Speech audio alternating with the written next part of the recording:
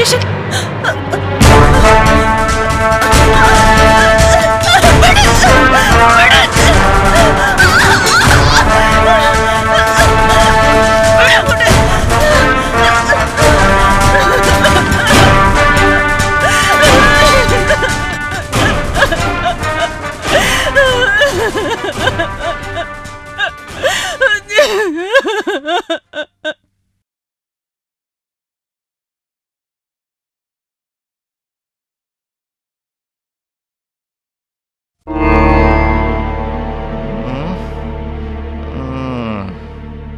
രണ്ട് മുട്ട വലത്തി കൊണ്ടുവരാൻ പറഞ്ഞിട്ട് എത്ര നേരം അടിച്ചൂലേ?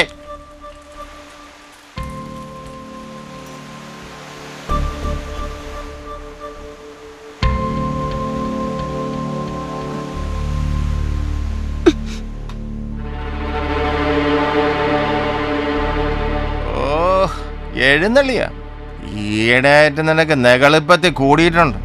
അത് ഞാൻ തീർത്തേരാടി. നീ നിരക്കേറിയെന്നെടുത്ത് തന്നെ ഞങ്ങളെന്താടി പാട്ടിയള? ഈ വീട്ടിൽ ഇതൊന്നും എനിക്ക് ഇഷ്ടമല്ലെന്ന് ഞാൻ പറഞ്ഞിട്ടില്ലേ?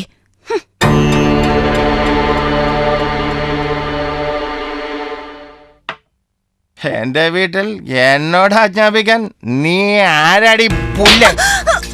Cool down man please.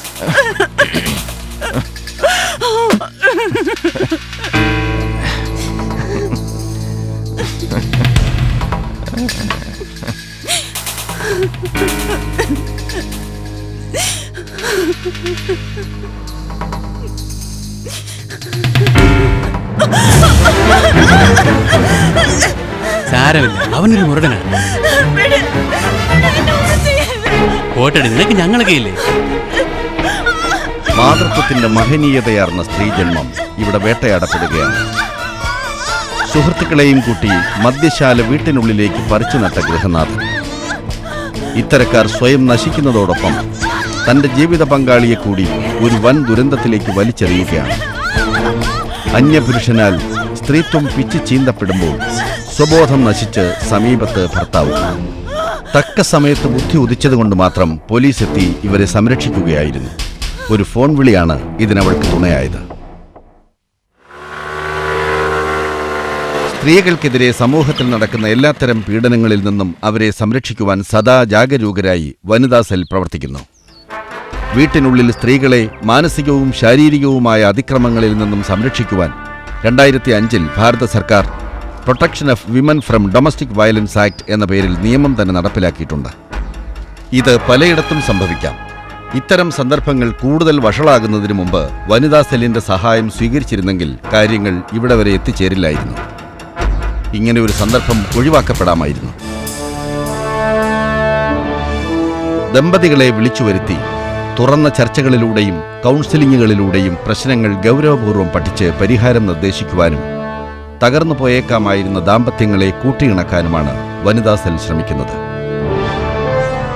പ്രശ്നങ്ങളും പൊരുത്തക്കേടുകളുമൊക്കെ പറഞ്ഞു തീർത്ത് പരാതികൾ രമ്യമായി പരിഹരിക്കപ്പെടുമ്പോൾ ഈ ദമ്പതികളുടെ ജീവിതം കൂടുതൽ ഭദ്രവും സുരക്ഷിതവുമായി തീരുകയാണ്. ഇത്തരം കൂട്ടിച്ചേർക്കലുകളിലൂടെ കേരള പോലീസ് വനിതാ സെൽ ഒരിക്കൽ കൂടി അതിന്റെ ലക്ഷ്യം പൂർത്തീകരിക്കുകയാണ്.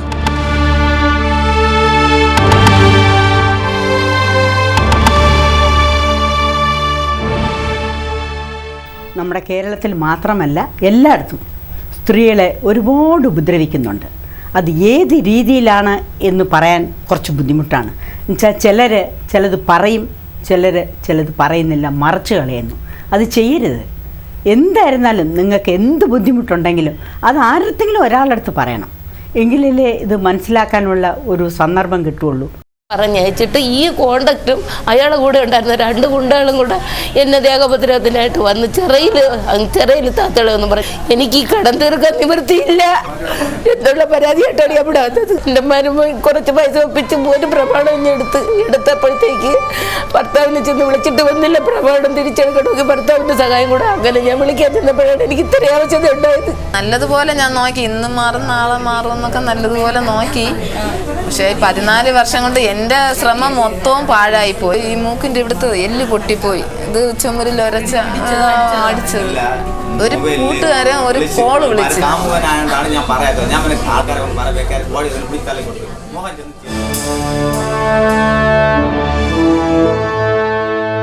ദമ്പതിമാർക്കിടയിലെ പ്രശ്നങ്ങൾക്കും പൊരുത്തക്കേടുകൾക്കും പരിഹാരം തേടുന്നതിന് മാത്രമുള്ള വേദിയല്ല വനിതാ സെൽ.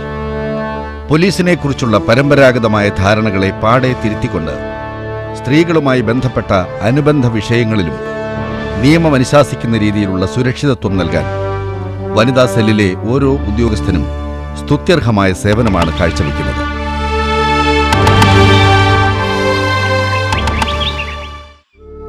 ജീവിതത്തിന്റെ ഏറിയ പങ്കും കുടുംബത്തിനു വേണ്ടി ചെലവഴിച്ചിട്ടും ജീവിത സായാഹ്നങ്ങളിൽ സർവസ്വവും നഷ്ടപ്പെട്ട് ഏകാന്തതയുടെ തടവറകളിലേക്ക് ആട്ടി അകറ്റപ്പെടുന്ന വൃദ്ധജനങ്ങൾക്ക് സ്നേഹവും സംരക്ഷണവും നൽകി നിയമസഹായങ്ങളിലൂടെ അർഹമായതൊക്കെ നേടിക്കൊടുത്ത് ഇവരെ ജീവിതത്തിന്റെ പച്ചപ്പുകളിലേക്ക് കൈപിടിച്ച് നടത്തുവാനും വനിതാ സെൽ പ്രതിജ്ഞാബദ്ധമാണ്. അപ്പോൾ ഇങ്ങനെ മണ്ണെണ്ണ ഒഴിച്ച് കത്തിക്കാൻ പുരുഷന് ഒരു മടിയും ഇല്ലാതായിരിക്കണം. ഞാൻ പറയണത് ഒരു സ്ത്രീയെ ഇഷ്ടമില്ലെങ്കിൽ അങ്ങ് വിട്ടേക്കുക, അവർ പോയി ജീവിച്ചോട്ടെ. ഇവിടെ മണ്ണെണ്ണ ഒഴിച്ച് കത്തിച്ച് ഈ കഴുത്ത് മുതൽ നെഞ്ച് ഭാഗം മുഴുവൻ കത്തി നല്ല വെള്ള നിറത്തിൽ തുണിയും മൂടി കെട്ടിയിട്ട് എറണാകുളത്ത് നിന്നൊരു സ്ത്രീ ഇവിടെ വരികയുണ്ടായി. മറ്റൊരു സ്ത്രീ ഇവിടെ വന്നു, കൈയുടെ വലതു ഭാഗം തോൾ ഭാഗം മുതൽ വെട്ടിക്കളഞ്ഞു. കാരണം അന്ന് വെട്ടേറ്റിട്ട് പിന്നെ അത് ചികിത്സിച്ച് കൈ വയ്ക്കാൻ പറ്റാത്തതുകൊണ്ട് വെട്ടി കളഞ്ഞിട്ട് കൈയില്ലാതെ ആ സ്ത്രീ കുട്ടിയെയും കൊണ്ട് ഇവിടെ വന്നു. പിന്നെ അതുപോലെ തന്നെയാണ് ഈ അച്ഛൻ മക്കളെ പീഡിപ്പിക്കുന്ന സംഭവങ്ങളാണ്. അപ്പം പല കേസുകൾ ഇവിടെ വത്തിയിട്ടുണ്ട്. അച്ഛനെ പേടിച്ച് മക്കൾ എവിടെയെങ്കിലും ഓടിക്കളയുമെന്ന് പറയുന്ന പെൺകുട്ടികളുണ്ട്. അപ്പം ഇത്തരത്തിൽ എല്ലാ തരത്തിലും ഒരു മൂല്യച്യുതിയുടെ മധ്യത്താണ് നമ്മൾ നിൽക്കുന്നത്. ഇത് മേരി. തനിക്കും പ്രായപൂർത്തിയായി വരുന്ന മകൾക്കും ഒരന്തിക്കൂട്ടാകുമെന്ന് കരുതി പുനർവിവാഹം കഴിച്ചു. എന്നിട്ടും കുടുംബം പോറ്റണമെങ്കിൽ എരിവെയിലിൽ പണിയെടുക്കുക തന്നെ വേണം.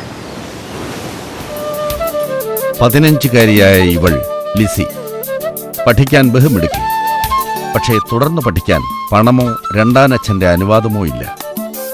പിന്നെ ആകെയുള്ളത് ഈ സൗന്ദര്യ സംരക്ഷണം മാത്രം.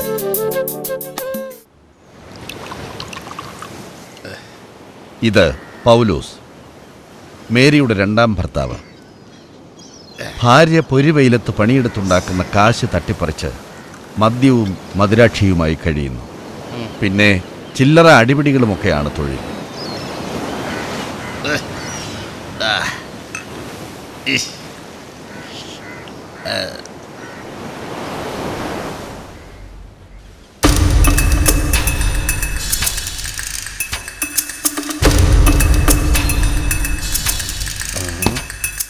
നിങ്ങൾ എന്തിനാ അമ്മച്ചിയിലെത്തി നേരത്തിന് വീട്ടിൻ്റെ അകത്ത് കയറിയേ? കുറച്ചു നാളായി നീ എന്നെ കൊതിപ്പിക്കാണ്. നിങ്ങൾ എന്റെ അച്ഛനെ പോലെ എന്നെ ഒന്നും ചെയ്യരുത്. നിന്റെ അമ്മച്ചിയെ കെട്ടിയെന്നും പറഞ്ഞ നീ എന്റെ മോള. ബന്ധങ്ങൾക്ക് പുല്ലുവില പോലും കൽപ്പിക്കാത്ത മൃഗതൃഷ്ണയുള്ള ഇത്തരം നിരവധി വ്യക്തികൾ നമ്മുടെ സമൂഹത്തിലുണ്ട്. കൗമാരത്തിന്റെ കാപട്യങ്ങൾ അറിയാത്ത ഈ ഇളം പ്രായത്തിൽ തന്റെ മേൽ പതിയുന്ന കഴുകൻ കണ്ണുകളെ പലപ്പോഴും ഇവർ തിരിച്ചറിയുന്നില്ല. തനിക്ക് ചുറ്റും പതിയിരിക്കുന്ന അപകടങ്ങൾ അറിയാതെ സുന്ദര സ്വപ്നങ്ങളും നെയ്ത് പൂത്തുമ്പികളെ പോലെ പറന്നു നടക്കുന്ന കൗമാരങ്ങളെ പിച്ചു ചിന്തുവാൻ, അവരുടെ ഭാവി തകർത്തെറിയുവാൻ സ്വന്തം ബന്ധങ്ങൾ മറന്ന് ലഹരി പതയുന്ന മനസ്സും ശരീരവുമായി നമ്മുടെ സമൂഹത്തിൽ ഇന്നും മനുഷ്യജന്മങ്ങൾ യഥേഷ്ടം വിഹരിക്കുന്നു. അത്താണിയാകുമെന്ന് കരുതിയവൻ തന്നെ അന്തകനായി മാറുന്നതിന് സാക്ഷിയാകേണ്ടി വരുന്ന പാവം കുടുംബിനികൾ. നിയമപാലകരുടെ സമയോചിതമായ ഇടപെടലുകളിലൂടെ ഇത്തരം ദുരന്തങ്ങൾക്കൊരു പരിധിവരെയെങ്കിലും വിരാമമിടാൻ കഴിയുന്നുണ്ട്. എന്നിരുന്നാലും തനിക്ക് ചുറ്റും പതിയിരിക്കുന്ന അപകടങ്ങൾ മുൻകൂട്ടി തന്നെ മനസ്സിലാക്കി ഇത്തരം നീചന്മാരുടെ പേക്കൂത്തുകൾക്ക് കൂച്ചുവിലങ്ങിടാനും അവരെ കൽത്തുറുങ്കിലടയ്ക്കാനും വനിതാ സെല്ലിന്റെ സഹായം തേടാവുന്നതാണ്.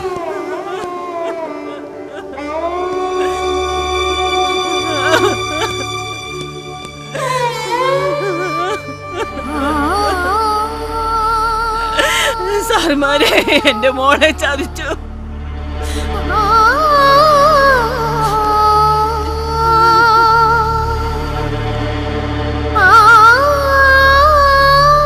സമൂഹ മനസാക്ഷിയെ തന്നെ ഞെട്ടിപ്പിക്കുന്ന ഇത്തരം പീഡനങ്ങളിലൂടെ തകർത്തെറിയപ്പെടുന്ന കൗമാര സ്വപ്നങ്ങളുടെ ശരീരത്തിനും മനസ്സിനുമേൽക്കുന്ന മുറിപ്പാടുകൾ ഉണക്കിയെടുക്കുവാൻ ആർക്കാണ് കഴിയുക?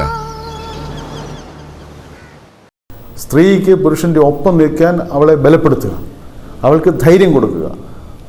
പുരുഷൻ്റെ പീഡനം അവൾ നേരിടുമ്പോൾ ആ പീഡനത്തിനെതിരായിട്ട് ശബ്ദിക്കുവാൻ അവൾക്ക് അവസരം കൊടുക്കുക. അവളുടെ ശബ്ദം ആരെങ്കിലും കേൾക്കുക, അവളുടെ പരാതിക്കനുസരിച്ച് ആരെങ്കിലും പ്രവർത്തിക്കുക. ഇതാണ് നമ്മൾ വനിതാ സെല്ലുകൾ മൂലം നമ്മൾ ഉദ്ദേശിക്കുന്നത്. മറ്റ് സംസ്ഥാനങ്ങളിൽ പരാതി പറയുന്നതിനേക്കാൾ വളരെ കൂടുതൽ സ്ത്രീകൾ കേരളത്തിൽ പരാതി പറയുന്നുണ്ട്. പക്ഷേ എന്നിട്ടും പരാതി പറയാത്ത സ്ത്രീകൾ അധികമാണ്. കാരണം ഞാൻ ആദ്യം പറഞ്ഞതുപോലെ പരാതി പറയുന്നത് തെറ്റാണ്. എനിക്ക് ഒരു പ്രശ്നമുണ്ടായാൽ അത് സഹിക്കുക, സ്ത്രീ ഭൂമിയോളം ക്ഷമിക്കണം എന്നുള്ളതാണ് നമ്മൾ പറയുന്നത്. ക്ഷമിക്കുക.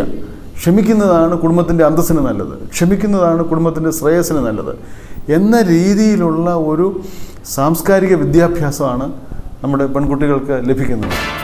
ഭൂമിയെപ്പോലെ ക്ഷമിക്കൂ എന്ന് പഠിപ്പിച്ച മുത്തശ്ശിമാരുടെ ഉപദേശങ്ങൾക്ക് വശംവദയായ സ്ത്രീ സമൂഹം ഏതു പീഡനവും ഏറ്റുവാങ്ങുവാൻ വിധിക്കപ്പെട്ടവളാണ് എന്ന തലത്തിൽ പുരുഷനു മുന്നിൽ തലകുനിച്ചപ്പോൾ പീഡനങ്ങളുടെ അരങ്ങേറ്റം തുടർന്നുകൊണ്ടേയിരുന്നു. എന്നാൽ ഇന്ന് സമൂഹത്തിന്റെ നാനാതുറകളിലും അവൾ പുരുഷനൊപ്പം തുല്യ പങ്കാളിത്തമാർജിച്ചിരിക്കുന്നു.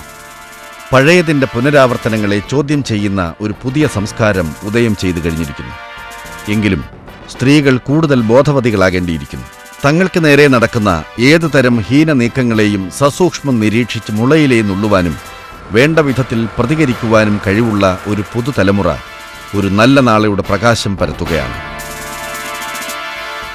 സ്ത്രീധനം എന്ന് പറയണത് അവർ കുറച്ചൊന്നുമല്ല ചോദിക്കുന്നത്. മിനിമം ചോദിക്കുന്നത് 50, 100 എന്നൊക്കെയാണ്. ഇത് പവൻ. അപ്പോൾ അതിനുവേണ്ടി ഒന്നീന്ന് കടം വാങ്ങിച്ച് അവർ ഒരുപാട് ബുദ്ധിമുട്ടുന്നു. അങ്ങനെയൊക്കെ വരുമ്പോഴത്തേക്കാണ് ചിലരൊക്കെ ഈ ആത്മഹത്യ ചെയ്യുന്നതും അതും ഇതൊക്കെ നമ്മൾ ഒരുപാട് കഥകൾ കേൾക്കുന്നുണ്ടല്ലോ, പേപ്പറിലൊക്കെ വരുന്നുണ്ടോ. ദയവ് ചെയ്ത് അതൊക്കെ ഒഴിവാക്കിക്കൂടെ? മനസ്സിൽ നെയ്തു കൂട്ടിയ 1000 മധുരസ്വപ്നങ്ങളുടെ പൂക്കളവും മനസ്സിലൊരുക്കി വലതുകാൽ വെച്ച് ഭർതൃഗൃഹത്തിലേക്ക് പുതുജീവിതത്തിന്റെ പരിമളമേറ്റുവാങ്ങാൻ കടന്നുവരുന്ന ഓരോ നവവധുവിനെയും എതിരേൽക്കുന്നത് പണത്തിന്റെ ആർത്തി പൂണ്ട ചതിയുടെ കള്ളക്കുഴികൾ ഉള്ളിലൊളിപ്പിക്കുന്ന പുഞ്ചിരിക്കുന്ന മുഖങ്ങളല്ലെന്ന് ആര് കണ്ടു?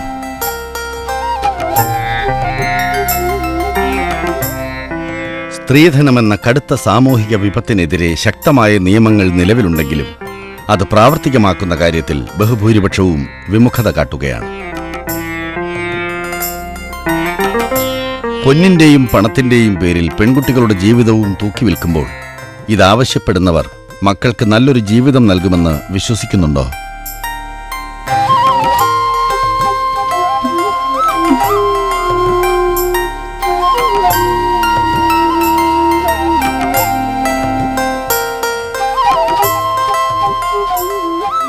ഒക്കെ അഴിച്ചു വെച്ചോ.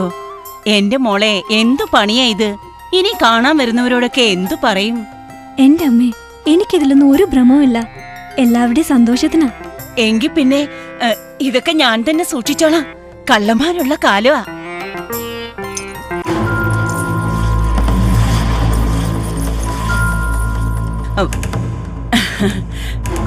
ഇവിടെ ഇരുന്ന ശരിയാവില്ല മോളെ. ഇതും കൂടി ഞാൻ എടുത്തേ. പതുക്കെ. ഞാനേ ഇതൊക്കെ ഒന്ന് അവരെ കാണിച്ചിട്ട് വരാം മോളെ.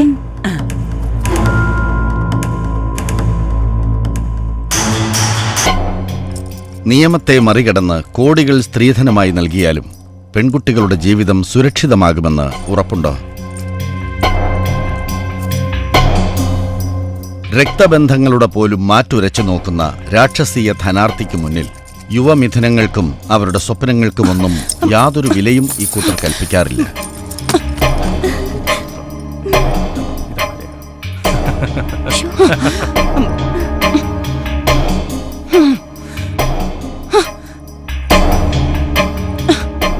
അവളുടെ ഒരു 250 പാവൻ കൊണ്ടുപോ.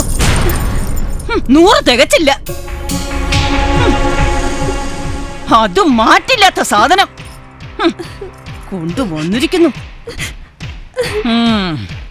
കുട്ടിപ്പിടിച്ചോണ്ട് ഇവിടെ ഇരുന്നോ നീ? ഒരു മനുഷ്യായുസ്സിലെ അധ്വാനത്തിലൂടെ നേടിയതെല്ലാം പെൺമക്കൾക്ക് വിവാഹ സമ്മാനമായി നൽകുമ്പോൾ നിയമം നിഷേധിക്കുന്നതോടൊപ്പം കൊടുക്കൽ വാങ്ങലുകൾക്ക് വേണ്ട തെളിവുകളും രേഖകളും സൂക്ഷിക്കാറുമില്ല. അത് പലപ്പോഴും ഇത്തരം ബന്ധങ്ങൾ തകരുമ്പോൾ നിയമപരമായ കൂടുതൽ സങ്കീർണതകളിലേക്ക് നയിക്കും. ഇതും കൂടി എടുത്തോ. പറഞ്ഞതൊക്കെ തീർത്തു കൊണ്ടുവന്നിട്ടേ മോളിനി ഇവിടെ പുറത്താ മതി.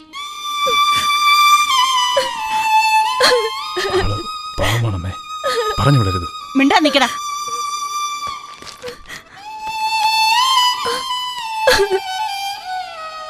ഞങ്ങൾ തന്നിട്ടുണ്ടെങ്കിൽ അത് തിരിച്ചു വാങ്ങാനും അറിയാം.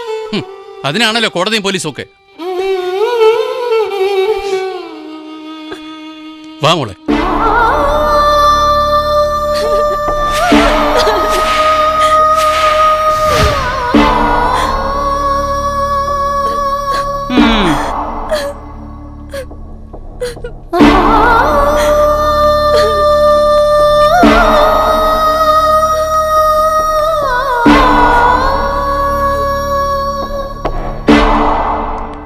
അവൾ ഇവിടെ വാടാ. നാം നൽകുന്ന വിവാഹ സമ്മാനങ്ങൾ എന്തു തന്നെയാണെങ്കിലും അത് രേഖാമൂലം നൽകുവാൻ ഒരിക്കലും മടി കാണിക്കരുത്. പെണ്ണിനൊപ്പം പണവും പൊന്നും ആവശ്യപ്പെടുന്നവൻ സമ്പത്ത് മോഹിക്കുന്നവനാണ്.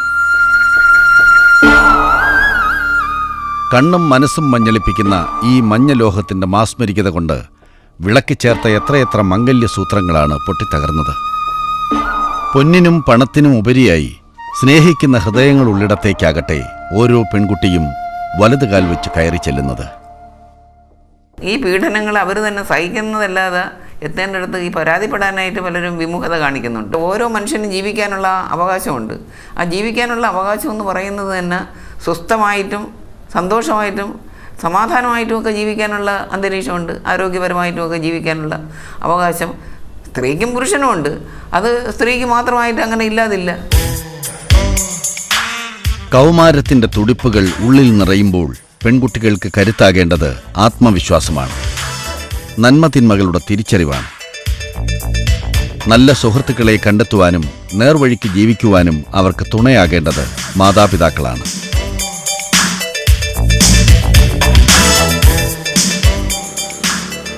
തീപിടിച്ച മനസ്സുമായി കൗമാരങ്ങൾ ചുറ്റിത്തിരിയുമ്പോൾ അതിരുകടന്ന സ്വാതന്ത്ര്യം ആഘോഷമാക്കി മാറ്റുമ്പോൾ പലർക്കും വിലപിടിപ്പുള്ള പലതും കൈവിട്ടു പോയിരിക്കും.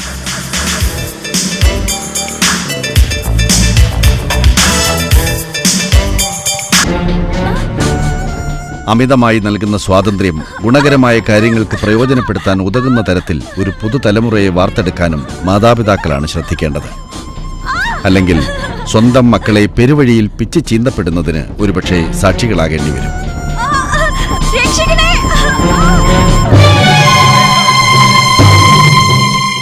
പെൺകുട്ടികളാണ്.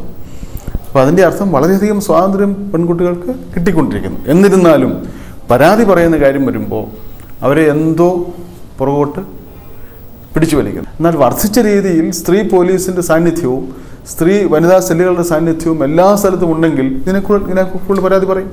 അപ്പോൾ പരാതി പറയുമ്പോൾ കുറച്ച് ആണുങ്ങൾക്കെതിരായിട്ട് നടപടി ഉണ്ടാകും. കുറച്ച് ആണുങ്ങൾക്കെതിരായിട്ട് നടപടി ഉണ്ടാകുമ്പോൾ പൊതുവെ ആൺ സമൂഹം പിന്തിരിയും. 10-50 കൊല്ലം മുമ്പുള്ള സ്ത്രീയേക്കാൾ വളരെ ഭേദമാണ് സ്ത്രീകളുടെ സ്ഥിതി. സ്ത്രീ ജോലി എടുക്കാൻ പോകുന്നു, സ്ത്രീ യാത്ര ചെയ്യുന്നു. സമൂഹം ഇത്രയൊക്കെ വളർന്നിട്ടും കുടുംബത്തിനകത്തും പുറത്തും സ്ത്രീകൾ അതിക്രമങ്ങളിൽ നിന്നും പൂർണ്ണമായും മോചിതരല്ല. സ്ത്രീയെ ഒരു ഉപഭോഗ വസ്തുവായി മാത്രം കാണുന്ന ഇത്തരം പുരുഷന്മാർ സമൂഹത്തിന്റെ നാനാ തുറകളിലും വ്യാപിച്ചു കിടക്കുന്നു. ഇത് ഒരു സമൂഹത്തിന്റെ സാംസ്കാരിക മൂല്യത്തകർച്ചയാണ് കാണിക്കുന്നത്.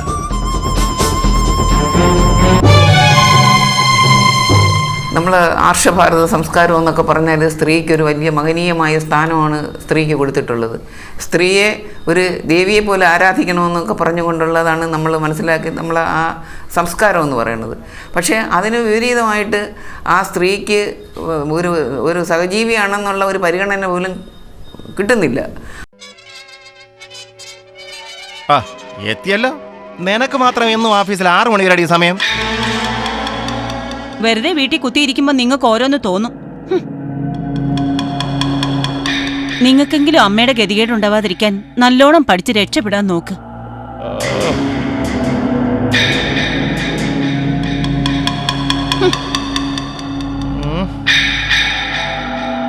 പഠിച്ചോ പഠിച്ചോ.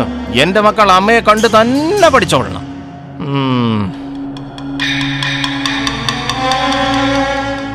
എത്ര കഷ്ടപ്പെട്ടിട്ടാണെങ്കിലും ഒരു കുടുംബം നിലനിർത്താൻ പെടാപ്പാടുപെടുന്ന കുടുംബിനികൾ.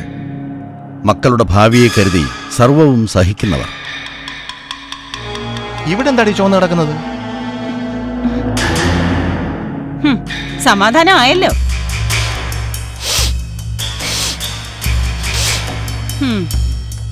ദേ ഒന്നിങ്ങോട്ട് മാറി നിൽക്കണം. കുട്ടികൾക്ക് ചായ ഉണ്ടാക്കി കൊടുക്കട്ടെ. മോണപ്പിക്കാൻ വന്നിരിക്കുന്നു. എനിക്ക് ഉറപ്പാ ഇതാണ് വിളിക്കുന്ന സ്പ്രേ തന്നെ.